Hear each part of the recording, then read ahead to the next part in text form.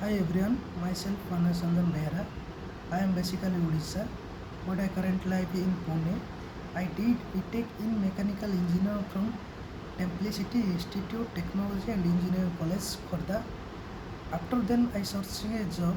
Then I go to know about Evision Technosur. Evision Technosur is a IT recruiter and consultant company. I have joined full day internship program.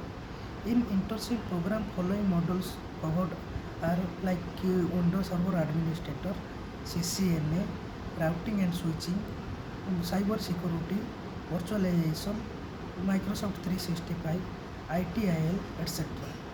In Windows Server Administrator, I have learned about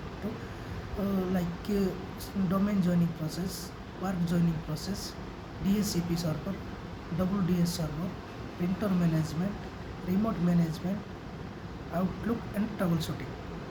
After complete internship, finally I got a job in Mahindra and Mahindra 2.4 LPA package.